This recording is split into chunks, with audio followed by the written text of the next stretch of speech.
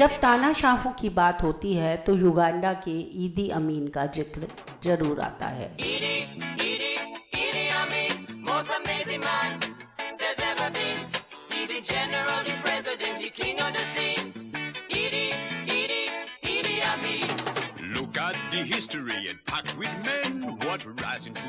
छह feet 4 inch लंबे और लगभग 150 किलो वजन वाले ईदी ने मामूली सैनिक से देश के शासक तक का सफर बड़े ही खूंखार तरीके से तय किया। अफ्रीका की काकवा जाति से ताल्लुक रखने वाले इस शख्स के बारे में कहते हैं कि ये अपने दुश्मनों का खून पी जाता था। ईदी अमीन दादा 1971 से 1979 तक युगांडा का सैन्य नेता एवं राष्ट्रपति था।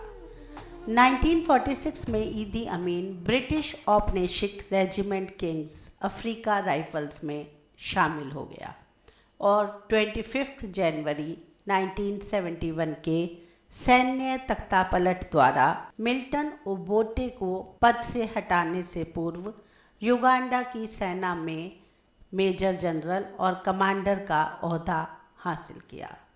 बाद में देश के प्रमुख पद पर आसीन रहते हुए उसने स्वयं को फील्ड मार्शल के रूप में भी पदोन्नत कर लिया। अमीन के शासन को मानव अधिकारों के दुरुपयोग, राजनीतिक दमन, जातीय उत्पीड़न, गैर कानूनी हत्याओं, पक्षपात, भ्रष्टाचार और सकल आर्थिक कुप्रबंधन के लिए जाना जाता था। अंतर्राष्ट्रीय प्रेक्षकों और मानव अधिकार समूहों का अनुमान है कि उसके शासन में 1 लाख से 5 लाख लोग मार डाले गए। अपने शासनकाल में अमीन को लीबिया के मुअम्मर अल गद्दाफी के अतिरिक्त सोवियत संघ तथा पूर्वी जर्मनी का भी समर्थन हासिल था। 1975 से 76 में ईदी अमीन अफ्रीकी एकता संगठन, जिसे अफ्रीकी राज्यों की एकता को बढ़ावा देने के लिए बनाया गया था, उसका अध्यक्ष बन गया। 1977 से 79 की अवधि के दौरान युगांडा को मानव अधिकारों के लिए संयुक्त राष्ट्र आयोग द्वारा तलब किया गया था। 1977 से 79 तक ईदी अमीन ने स्वयं को महामहिम आजीवन राष्ट्रपति फील्ड मार्शल अल हदजी, डॉक्टर ईदी अमीन दादा, VCDSO MC, अफ्रीका व विशेष रूप से युगांडा में ब्रिटिश साम्राज्य का विजेता की उपाधि दी। ईदी अमीन का जन्म 1925 के आसपास कोबोको या फिर कंपाला में हुआ था। फ्रेड गुवेडको के अनुसार ईदी अमीन के पिता एंड्रियास न्याबिरे थे। न्याबिरे काकवा जातीय समूह के सदस्य थे जिन्होंने 1910 में रोमन कैथोलिक ईसाई से हटकर इस्लाम ग्रहण कर लिया और अपना नाम अमीन दादा रख लिया था। कम उम्र में अपने पिता द्वारा परित्याग करने के पश्चात ईदी अमीन की परवरिश पश्चिम उत्तर युगांडा के एक ग्रामीण कृषि नगर में अपनी मां के परिवार में हुई। ईदी अमीन की मां का नाम अस्सा अटे था, जो लुब्बरा जाति से संबंधित थी और एक पारंपरिक हकीम थी। उनकी मां अन्य लोगों के साथ साथ बुगांडा राजघराने का भी इलाज करती थी। 1941 में अमीन ने बॉम्बो के एक इस्लामी स्कूल में दाखिला लिया। कुछ वर्षों बाद केवल 4वीं कक्षा की अंग्रेजी भाषा तक शिक्षा प्राप्त करने के बाद ईदी अमीन ने स्कूल छोड़ दिया तथा एक ब्रिटिश औपनिवेशिक सैन्य अधिकारी द्वारा सेना में भर्ती किए जाने से पहले उसने कई छोटे मोटे और भी काम किए। ईदी अमीन ने 1946 में बावर्ची के रूप में ब्रिटिश औपनिवेशिक सेना की किंग्स अफ्रीकन राइफल्स में काम शुरू किया। अपने कद और ताकतवर शरीर के कारण जल्द ही ईदी अमीन आगे बढ़ता गया। 1952 में उसे कॉर्पोरेल और 1953 में सार्जेंट के रूप में पदोन्नत किया गया। 1959 में अमीन को इफेंडी बनाया गया, जो कि उस समय औपनिवेशिक ब्रिटिश सेना में किसी अश्वेत अफ्रीकी के लिए सबसे बड़ा ओहदा था। उसी वर्ष अमीन युगांडा लौटा और 1961 में उसे लेफ्टिनेंट के पद पर पदोन्नत किया गया, जिससे वो युगांडा के कमीशन प्राप्त करने वाले पहले 2 अधिकारियों में से एक बन गया। 1962 में ग्रेट ब्रिटेन से युगांडा को आज़ादी मिलने के बाद अमीन को कैप्टन और 1963 में मेजर के पद पर पदोन्नत किया गया। अगले वर्ष उसे सेना के उप कमांडर पद पर नियुक्त किया गया।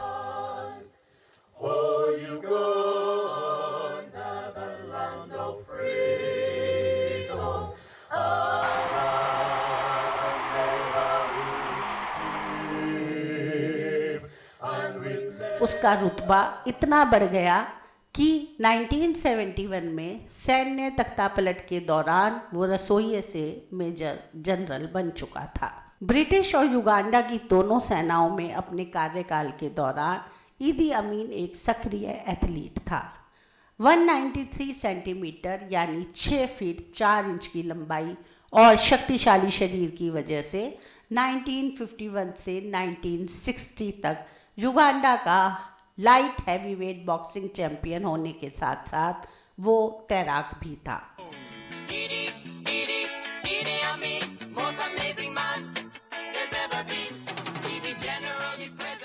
ईदी अमीन एक खतरनाक रग्बी फॉरवर्ड भी था और रग्बी का एक अच्छा खिलाड़ी था। 1950 के दशक में वो RFC नील के लिए रग्बी खेला।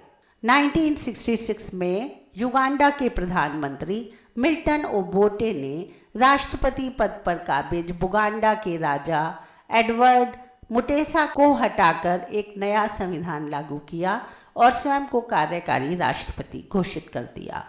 उसने ईदी अमीन को कर्नल और आर्मी कमांडर के पद पर नियुक्त किया।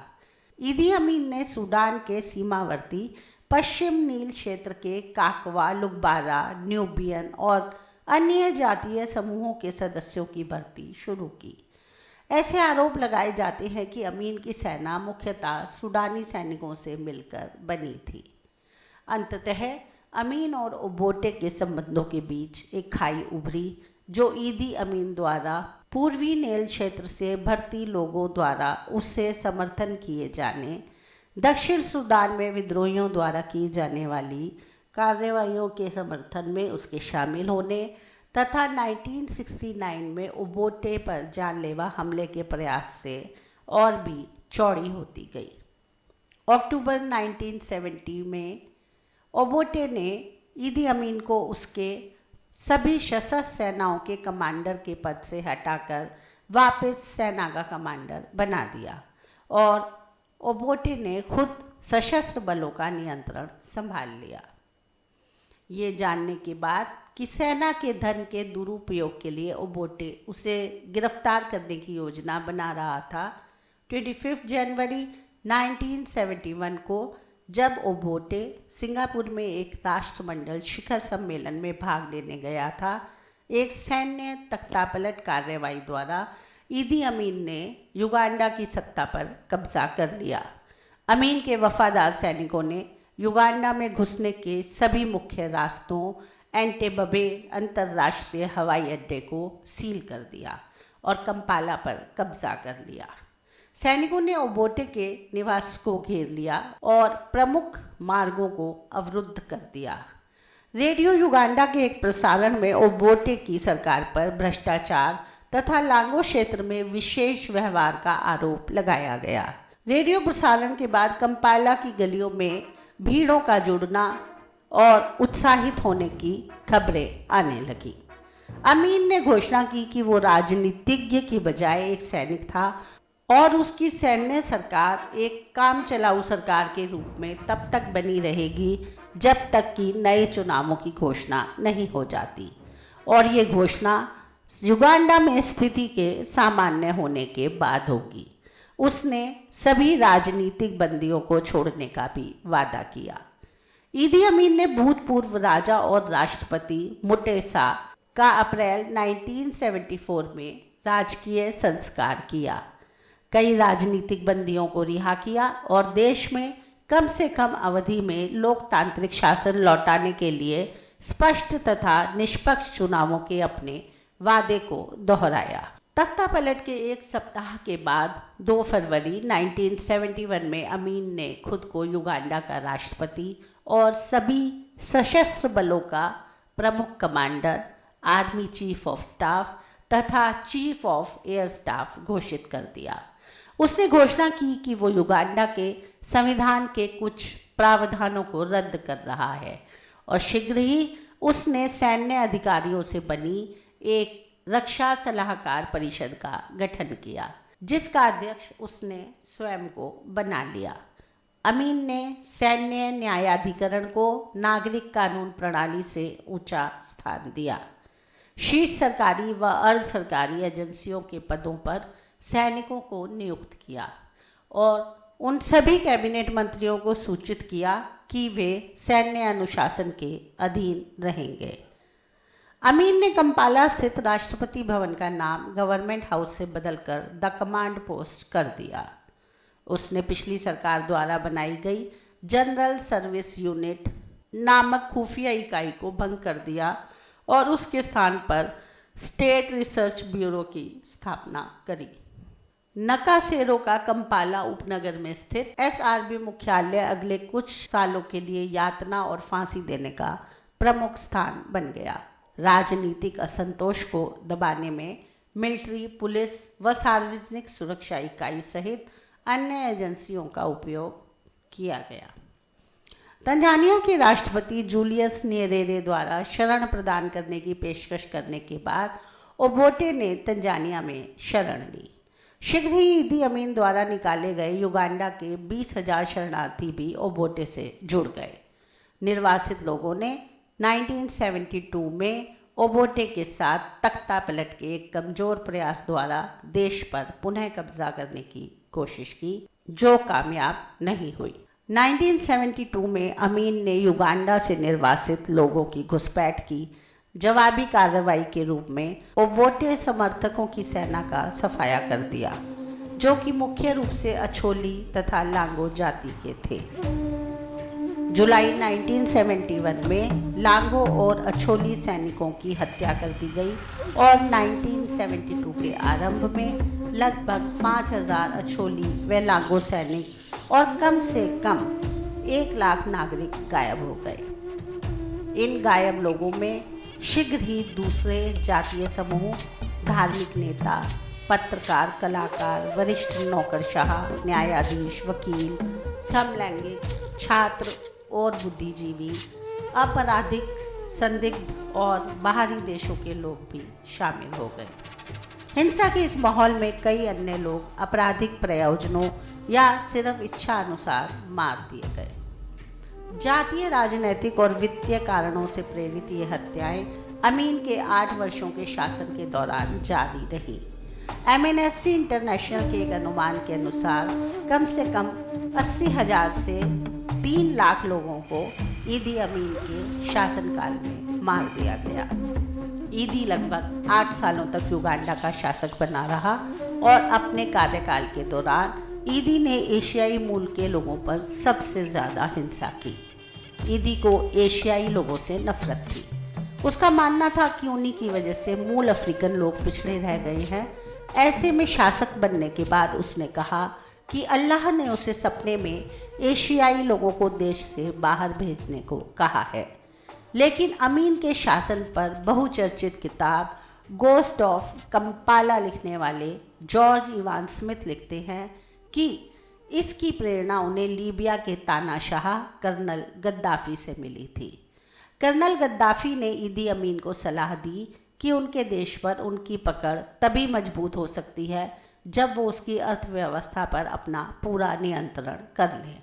गद्दाफी ने ईदी अमीन से कहा कि जिस तरह उन्होंने अपने देश में इटालियंस से पिंड छुड़ाया है, उसी तरह वो भी एशियाइयों से अपना पिंड छुड़ा लें। ईदी अमीन के अनुसार एशियाइयों ने अपने आप को युगांडा वासियों से अलग थलग कर लिया है और उन्होंने उनके साथ मिलने जुलने की कोई कोशिश नहीं की। उनकी सबसे ज़्यादा रुचि युगांडा को लूटने में रही है। उन्होंने गाय को दूहा तो है, लेकिन उसे घास खिलाने की तकलीफ गवारा नहीं की है। this decision purely not against Britain, not against India, Bangladesh or Pakistan or any Asian, but I took this decision only for the economy of Uganda. I am not going to change my mind. I think I've told them, and also I have directed the troops that they must not harm any Asians. They must protect the Asians until they go to Britain or Bangladesh, Pakistan or India. And those who are of Tanzania, Kenya, Rwanda, they will have to go immediately within less than a week to their country they come from, because they are not very far from Uganda. Within less than a week? Yes, because they are just here. And some of them have got 5 passports. They are actually smugglers. So you're going to send them away in less than a week? Yes. Mr. Rippon seems to think that 3 months is too short to send all the British Asians away. And some people in Uganda say that even 30 days is too long. अगस्त 1972 में ईदी अमीन ने आर्थिक युद्ध की घोषणा के रूप में ऐसी नीतियां बनाई जिनमें एशियाई और यूरोपीय लोगों की संपत्तियां जब्त करने की बात कही गई थी।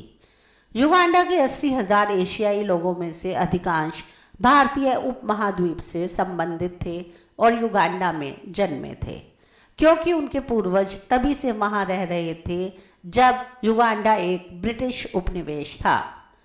उनमें से कई एशियाई लोग बड़े उद्योगों के साथ साथ व्यवसायों से भी जुड़े थे, जो एक साथ मिलकर युगांडा की अर्थव्यवस्था के लिए रीढ़ का काम करते थे। 4 अगस्त 1972 को अमीन ने उन 60,000 एशियाई लोगों के निष्कासन का फरमान जारी किया जो युगांडा के नागरिक नहीं थे। उनमें से अधिकांश के पास ब्रिटिश पासपोर्ट थे। शुरू में अमीन की इस घोषणा को एशियाई लोगों ने गंभीरता से नहीं लिया।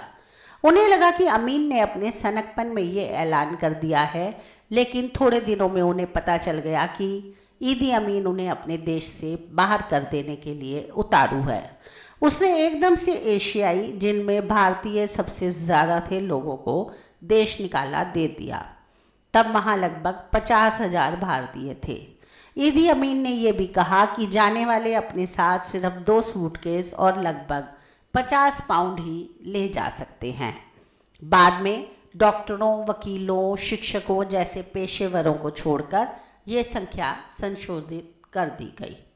ब्रिटिश पासपोर्ट धारक अधिकांश एशियाई, जिनकी संख्या लगभग 30,000 थी, ब्रिटेन चले गए।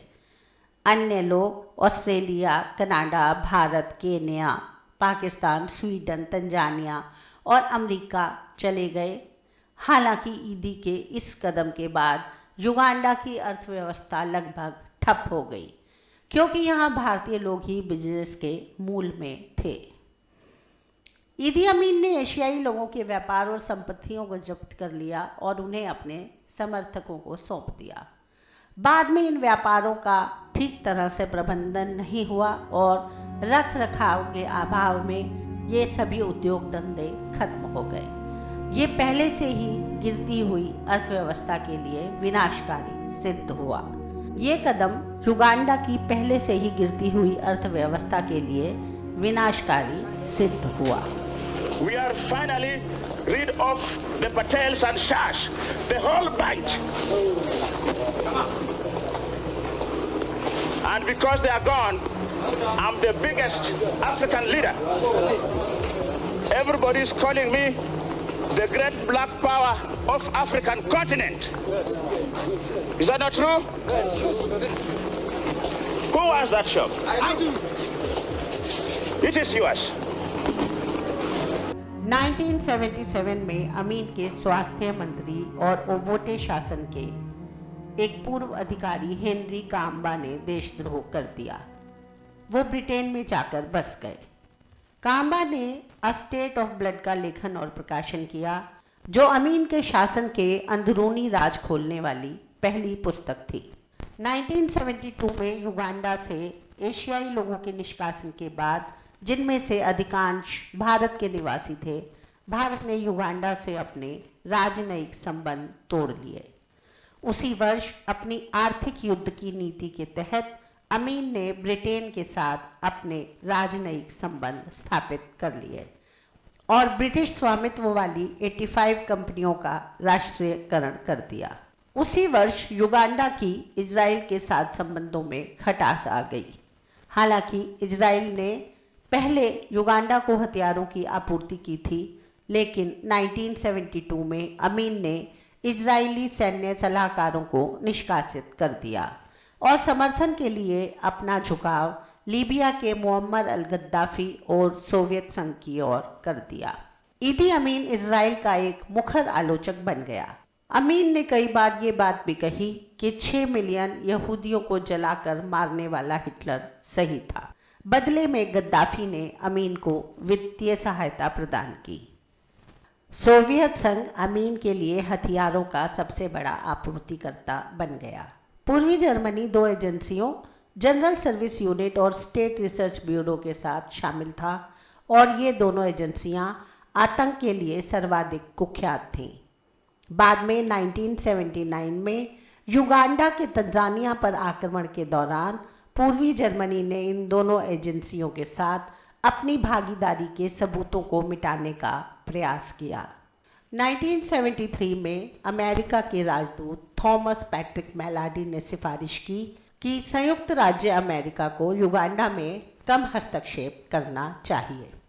मेलाडी ने अमीन के शासन का वर्णन जातिवाद, अनिश्चित और अप्रत्याशित, क्रूर, अयोग्य, लड़ाकू, तर्कहीन, भद्दा और सैन्यवाद के रूप में किया।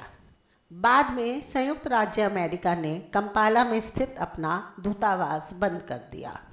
जून 1976 में ईदी अमीन ने फिलिस्तीन लिबरेशन पॉपुलर फ्रंट के 2 सदस्यों और जर्मनी विद्रोही गुट जैलेन के 2 सदस्यों द्वारा अपहृत एयर फ्रांस के एक विमान को एटम्बे हवाई अड्डे पर उतरने की अनुमति दी।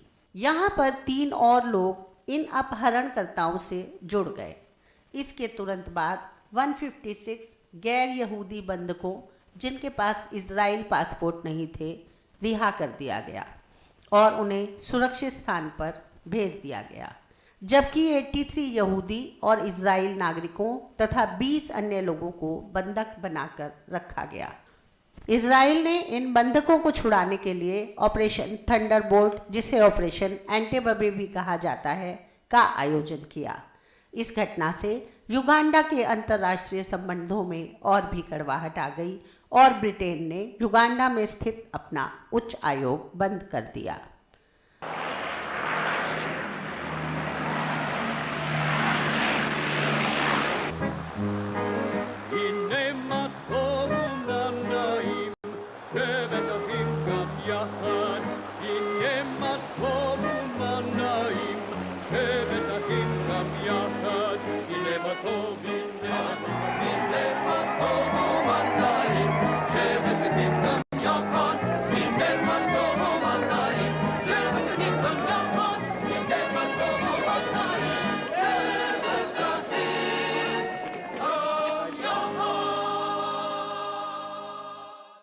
अमीन के शासन में युगांडा में एक बड़े सैन्य निर्माण की शुरुआत हुई, जिससे केन्या को चिंता होने लगी।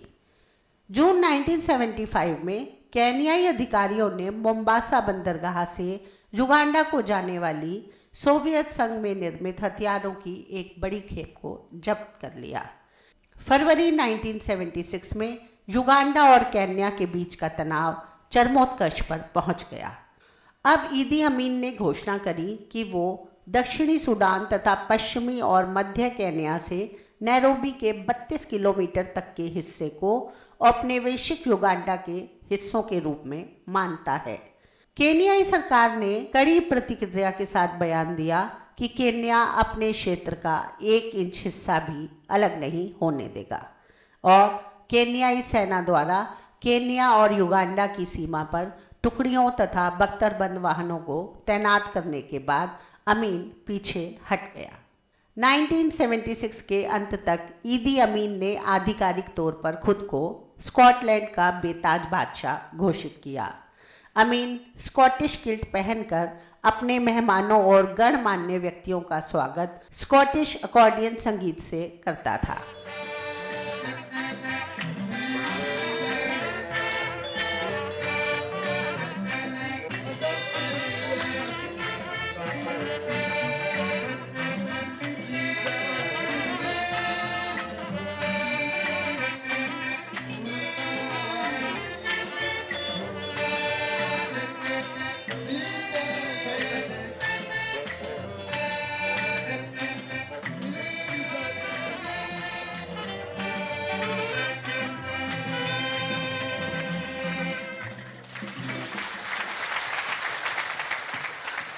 उसने रानी एलिजाबेथ द्वितीय को लिखा, मैं चाहता हूं कि आप मेरे लिए स्कॉटलैंड, आयरलैंड तथा वेल्स की यात्राओं का प्रबंध करें ताकि मैं उन क्रांतिकारी आंदोलनों के प्रमुख लोगों से मिलूं जिन्होंने आपके साम्राज्यवादी उत्पीड़न के खिलाफ लड़ाई लड़ी है। इसके साथ ही ईदी अमीन ने रानी को एक और संदेश भेजा, प्रिय लिज, यदि तुम असली मर्द के बारे में जानना चाहती हो तो कंपाला आओ।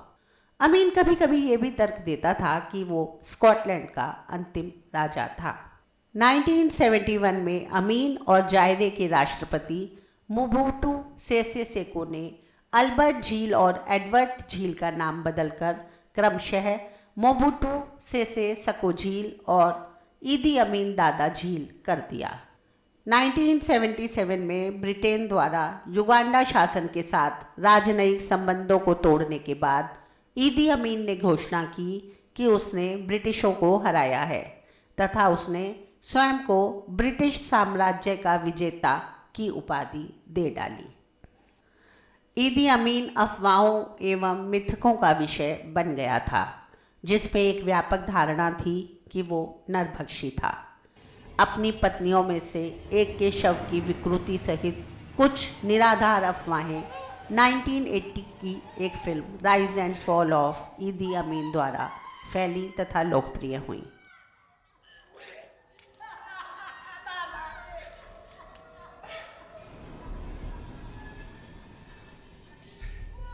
युगांडा से निर्वासित लोग और विद्रोही उसके जानलेवा व्यवहार को अनदेखा करने या नकारने के लिए अक्सर विदेशी मीडिया की आलोचना करते थे। अमीन ने जानबूझकर अपनी सनकी छवि विदेशी मीडिया में आसानी से मजाक का विषय बनने वाले विदूषक के रूप में बनाई थी, ताकि युगांडा में उसके शासन से संबंधित कोई अंतर्राष्ट्रीय मुद्दा ना उठे। 1978 तक अमीन के समर्थकों और करीबी सहयोगियों की संख्या में काफ़ी कमी आ गई थी और वर्षों से उपेक्षा और दुरुपयोग की वजह से अर्थव्यवस्था और बुनियादी ढांचे के ढहने के कारण उसे युगांडा के भीतर जनता के बढ़ते असंतोष का सामना करना पड़ा। 1977 में कई मंत्रियों की हत्याओं के बाद ईदी अमीन के कई मंत्रियों ने अपना पाला बदल लिया और वो निर्वासित जीवन जीने लगे। 1977 नवंबर में अमीन का उपराष्ट्रपति जनरल मुस्तफ़ा अदरीसी एक कार दुर्घटना में घायल हो गया व उसके वफादार सैनिकों ने बगावत कर दी। अमीन ने उन विद्रोहियों, जिनमें से कुछ तंजानिया की सीमा में घुस गए थे, के खिलाफ सैन्य टुकड़ियां भेजी। जनवरी 1979 में तंजानिया के राष्ट्रपति न्येरेरे ने तंजानिया के लोगों की एक रक्षक सेना तैयार करी और जवाबी हमला कर दिया। इस सेना में युगांडा से निर्वासित कई समूह भी शामिल थे, जो युगांडा नेशनल लिबरेशन आर्मी के नाम से एक साथ इकट्ठे हुए थे। अमीन की सेना लगातार पीछे होती चली गई और लीबिया के मुअम्मर अल गद्दाफी की सैन्य सहायता के बावजूद 11 अप्रैल 1979 को कंपाला पर कब्जा होने के बाद ईदी अमीन हेलीकॉप्टर में बैठकर लीबिया भाग गया, जहां वो 1980 तक रहा। इसके बाद सऊदी अरब के शाह ने उसे राजकीय अतिथि का दर्जा देकर अपने देश में शरण दी। 1980 से लेकर अपनी मौत तक वो सऊदी अरब के जद्दा में फिलिस्तीन रोड स्थित होटल नोवोटेल के ऊपर की 2 मंजिलों पर निर्वासित के तौर पर 24 साल तक रहा। ब्रायन बैरन, बीबीसी के मुख्य अफ्रीकी संवाददाता ने अमीन को 1980 में ढूंढ निकाला। I found Idi Amin, Big Daddy as he still likes to be called, living quietly in a brand new house that has been given to him. With him are one of his wives and 25 of his children. और उसके गद्दी से हटने के बाद उसका पहला interview लिया। ईदी अमीन ने कहा कि युगांडा को उसकी आवश्यकता है और उसे अपने शासन करने के तरीके के बारे में कोई भी पछतावा नहीं है। They love me, they pass their information to me, and they want me to save them from the chaos situation which is now happening in Uganda. 1989 में ईदी अमीन ने कर्नल जुमा ओरिस द्वारा आयोजित एक सशस्त्र समूह का नेतृत्व करने के लिए युगांडा वापस लौटने की कोशिश की।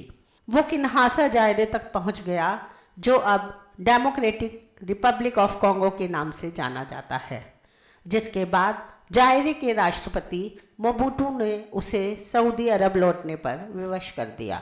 20 जुलाई 2003 को अमीन की पत्नी मदीना ने सूचना दी कि गुर्दे की विफलता के कारण ईदी अमीन कोमा में था तथा जद्दा सऊदी अरब में किंग फैसल स्पेशलिस्ट अस्पताल में मृत्यु से जूझ रहा था। मदीना ने युगांडा के राष्ट्रपति योवेरी मुसेवनी से अपने शेष जीवन के लिए युगांडा में लौटने की अनुमति देने का आग्रह किया। मुसेविनी ने कहा कि अमीन को वापस लौटते ही अपने पापों का हिसाब देना होगा। 16 अगस्त 2003 को सऊदी अरब के जद्दा के अस्पताल में अमीन का निधन हो गया। उसे जद्दा में रुवैस कब्रिस्तान में दफनाया गया। बहुविवाह में यकीन रखने वाले ईदी अमीन ने कम से कम 6 महिलाओं से विवाह किया, जिनमें से 3 को बाद में उसने तलाक दे दिया। 1966 में उसने अपनी पहली और दूसरी पत्नियों मरियम और काय से शादी की, लेकिन अगले वर्ष 1972 में उसने नोरा और फिर नालोंगो मदीना से शादी की। 26 मार्च 1974 को उसने युगांडा रेडियो पर घोषणा की कि उसने मलयामू, नोरा और काय को तलाक दे दिया था। 13 अगस्त 1974 को काय की मृत्यु हो गई और उसका शरीर टुकड़ों में बटा पाया गया। अगस्त 1975 में अमीन ने साराहा क्योलाबा से शादी की। अमीन की 5वीं पत्नी साराहा क्योलाबा एक गोगो नर्तकी थी। उसे सुसाइड साराहा के नाम से भी जाना जाता था। अमीन ने लीबिया में निर्वासित होने के बाद आभार स्वरूप मुअम्मर अल गद्दाफी की बेटी आयशा अल गद्दाफी से शादी करी, किंतु उसने बाद में अमीन को तलाक दे दिया। द मॉनिटर के अनुसार 2003 में अपनी मृत्यु से कुछ माह पहले अमीन ने मामाए चुमारू से एक शादी की। माना जाता है कि वो एक साथ ढेरों महिलाओं से प्रेम संबंध रखता था। वैवाहिक संबंधों से मिलाकर ईदी के लगभग 40 बच्चे थे। अमीन के सबसे निकट सहयोगियों में ब्रिटेन में जन्मा बॉब एस्टल था, जिसे कई लोगों द्वारा बदनाम व्यक्तित्व वाला माना जाता है। इसहाक माल्यामुंगू एक महत्वपूर्ण सहायक और अमीन की सेना के सबसे खौफनाक अधिकारियों में से एक था। State of blood the inside story of ईदी अमीन में अमीन की क्रूर और रहस्यमयी बातों का जिक्र है। किताब के लेखक हेनरी कैम्बा ने ईदी के एक घटना के बारे में बताया कि ईदी एक बार अस्पताल के मुर्दाघर में पहुंचा और वहाँ कुछ समय वो मुर्दों के बीच अकेला रहा और इस दौरान उसने कुछ शवों का खून पिया। हालांकि कहीं भी इस बात की पुष्टि नहीं है। किताब में इस बात का भी हवाला है कि ईदी ने कई बार अपने अधिकारियों से कहा कि वो इंसानी गोश्त खा चुका है। अमीन के कार्यकाल के दौरान युगांडा में भारतीय राजदूत रहे मदनजीत सिंह ने अपनी किताब कल्चर ऑफ द सेप्युल्चर ईदी अमीन्स मॉन्स्टर रिजाइम में जिक्र किया है कि ईदी अमीन के घर में एक कमरा हमेशा बंद रहता था, जिसमें सिर्फ एक नौकर को अंदर जाने की इजाज़त थी। एक बार जिद करके अमीन की पत्नी भीतर गई तो उसे अपने प्रेमी का कटा हुआ सिर फ्रिज में रखना मिला। युगांडा के कुछ लोगों का ये भी मानना है कि ईदी अमीन ने दुश्मनों का खून पिया, क्योंकि इस जनजाति में ये प्रथा है। ईदी अमीन काकवा जनजाति के थे और इस जनजाति के लोगों में इंसान का खून पीना आम बात है। ईदी अमीन ने कहा था कि लड़ाई के दौरान अगर आपका साथी घायल हो जाता है तो आप उसे मारकर खा सकते हो, ताकि आप खुद भूखमरी से ना मरो। और एक बार उसने ये भी कहा कि इंसानों का गोश्त तेंदुओं के मांस से ज़्यादा नमकीन होता है। सन 1981 की बात है, एक फिल्म आई थी ईदी अमीन राइज एंड फॉल। ये वो दौर था जब ईदी अमीन सऊदी अरब के जेद्दा में निर्वासन भोग रहा था। इस फिल्म का एक दृश्य आज भी विवादित है। इस दृश्य में अमीन को युगांडा के चीफ जस्टिस बेनेडिक्टो किवानुका का कलेजा निकालकर खाते हुए दिखाया गया है। ये अफवाह लंबे समय तक पश्चिमी मीडिया का हिस्सा रही। ala 1997 में न्यूयॉर्क टाइम्स को दिए गए एक इंटरव्यू में ईदी अमीन से इस बाबत सवाल किया गया तो उसने इसे सीधे तौर पर खारिज नहीं किया, बल्कि मजाकिया अंदाज में उसने कहा, मुझे इंसानी मांस बहुत पसंद नहीं है, वो मेरे लिए थोड़ा नमकीन है। फिलिस्तीन के मामले पर अपने कड़े रुख और इजराइल विरोधी नीतियों के कारण ईदी अमीन को पश्चिमी मीडिया ने निशाने पर ले लिया था। Should be controlled by the Israelis. This is their aim. I have got these books with me, and I am sure after we finish here, I will give you the copy of the book. But you read my copy today here, and you give it back to me because it is if Israel find it, they will buy the whole copy, and they don't want people in the world to see this book. I will give you. It is here. What's the book? It is a book of the Israelis, which is the teaching of the elders of the Israelis, of the Zionists. ईदी अमीन के बारे में उस दौर में भरपूर दुष्प्रचार हुआ कि वो खुद 8वें दर्जे तक पढ़ा हुआ था, इसलिए अपने से ज्यादा पढ़े लिखे लोगों को मरवा देता था। ये सभी अमीन के खिलाफ प्रोपेगेंडा ही था जिसने उसे नरबख्शी और उजड़ किस्म की इमेज दी। लेकिन अफ्रीका के सबसे क्रूरतम तानाशाह का तमगा उसने खुद कमाया था। न्यूयॉर्क टाइम्स को दिए गए अपने इंटरव्यू में जब उससे पूछा गया कि क्या उसे अपने किए पर कोई अफसोस होता है, तो उसका जवाब था नहीं, केवल नॉस्टैल्जिया। जब उससे पूछा गया कि उसकी क्या इच्छा है कि लोग उसे किस तरह याद रखें, तो उसका जवाब था कि सिर्फ एक महान एथलीट के रूप में।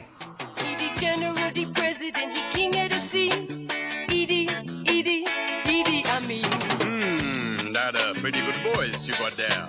That voice possibly taking you right. अगर आपको हमारा ये वीडियो पसंद आया है तो कृपया चैनल को लाइक, शेयर और सब्सक्राइब करें।